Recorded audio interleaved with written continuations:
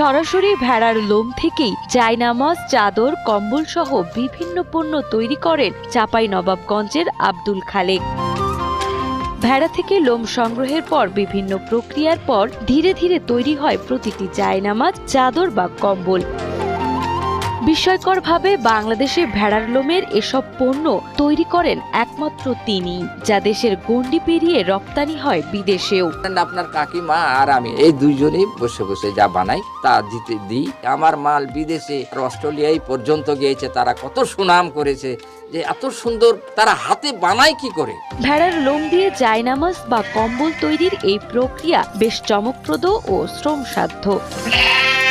প্রথমে বিশেষ কাঁচির সাহায্যে সুনিপুণভাবে ভেড়ার শরীর থেকে আলাদা করা হয় লোম। এরপর তা ভালোভাবে ধুয়ে আরেকটি বিশেষ যন্ত্রের সাহায্যে ছাড়িয়ে তুলার মতো করা হয়। জমাট বাঁধা লোম ছাড়ানো শেষে তা চরকার